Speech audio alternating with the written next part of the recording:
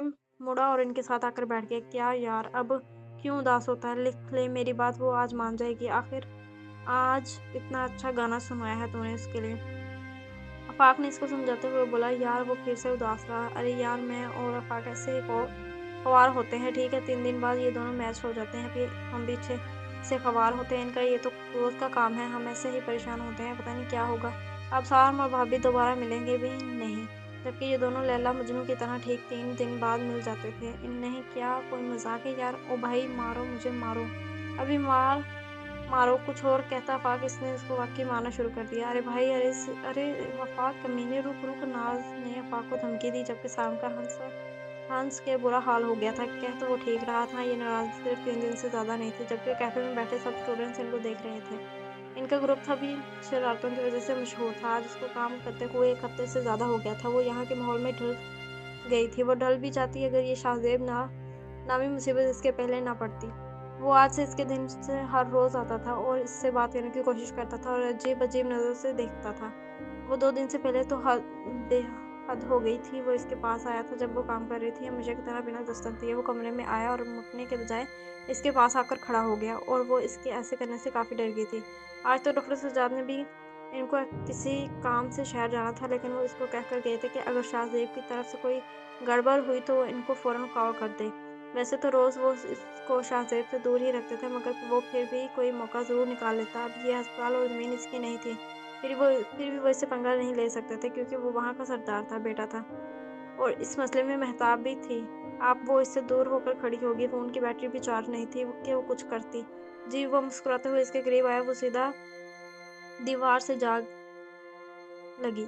आप प्लीज अभी आ जाएं। डॉक्टर सज्जाद भी यहाँ नहीं थे और महताब को लगा कि इसने ये बताकर गलती कर दी थी, लेकिन आप क्या हो सकता था। ही मुझे पता है तुझे आपसे आज की दिल की बात करनी है। वो इसके बिल्कुल 1 कदम फासले पर था। देखें प्लीज, आप दूर रहकर बात करें। इसको समझ नहीं आई कि वो क्या करे। ओके ओके मैं मिस मेहताब, पर पहले मेरी बात तो सुन ले। वो इसको कहने लगा था, दरअसल आप मुझे बहुत पसंद है और मैं आपसे शादी करना चाहता हूँ। सो फिर क्या ख्याल है?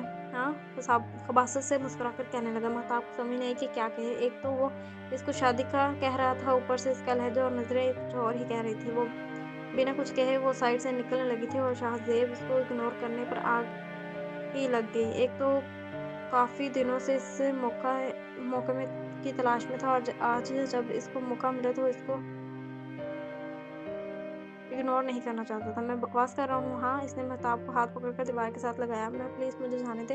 वो खौफ से रोने लगी। इसके आंसू देखकर वो मुस्कुराया। ओके, सिर्फ 2 दिन। ओके, मुझे फिर जवाब देना। हम इसके चेहरे पर उंगली फेरते हुए, और महताब तो इसकी हरकत पर साकत हो गई। वो अगला सांस भी नहीं ले सकी। वो इसको इस हालत में छोड़कर वहां से चला गया और वो वहां पर बैठकर रोने लगी। फिर वो 2 दिन बाद आज ही आई, क्योंकि आज डॉक्टर सजाद ने भी आना था। अभी वो बस अस्पताल के सामने खड़ी थी। काम करके वो बहुत थक चुकी थी, तो ताज़ा हवा लेने बाहर आई थी। इससे पहले वो अंदर की तरफ जाती, अचानक कोई इसके पीछे से आया। एकदम डर गई। इसका चेहरा एकदम से सफेद पड़ गया। वो कुछ बोल ही नहीं पाई। आह मेरी जान, कैसी हो? मैं बता नहीं सकता मैंने 2 दिन कैसे गुजारे। इसने ये कहते हुए इसका हाथ पकड़ लिया, और दूर खड़े शख्स ने भी ये मुंतज़िर देखा। मुस्तफ़ा, जो आज के गांव के अस्पताल का चक्कर लगाने आया था। दरअसल हकीकत तो ये थी कि इसको एक नज़र देखने आया था। वो फ़ोन पर बात तो इसने की थी और इसकी बात भी पूरी नहीं हो सकी, और अब इसको कोई बहाना नहीं मिला, तो अब वो अस्पताल के चक्कर लगाने के बहाने आ गया था। मगर जो मंजर इसको देखने को मिला, इसके दिमाग की रगें तन हो गई। इसके दिल में सबसे पहले ये बात आई कि वो भी इन लड़कियों जैसी थी। वो वहाँ के करीब जाने लगा, लेकिन महताब के चेहरे के तासुर देखकर एक पल के लिए साकत हो गया, और इसको बस एक लम्हा लगा था वो सारा मामला। दिल में कहीं सुकून सा भी हुआ था कि जैसा वो समझ रहा था नहीं है। वो जैसे ही वो इनके करीब पहुंचा, महताब की नज़र इस पर पड़ी और बेख्तियार इसकी आंखों में आंसू आ गए। वो इससे अपना हाथ छुड़ाने की पूरी कोशिश कर रही थी। शाहजेब ने इसका हाथ इतनी जोर से पकड़ा ताकि इसकी आंखों में तकलीफ से आंसू आ गए। जैसे रुकने की इसने भरपूर कोशिश की, मगर जैसे ही अपने करीब आते हुए मुस्तफ़ा को देखा तो इसकी आंखों से आंसू आए। मुस्तफ़ा ने आते ही शाहजेब का हाथ पकड़ा और गुस्से से बोला, हाथ छोड़ो इसका। मगर शाहजेब ने महताब का हाथ नहीं छोड़ा। अरे तुम कौन हो? कहीं मैं महताब? आपने इनको भी डॉक्टर सजाद की तरह अपना।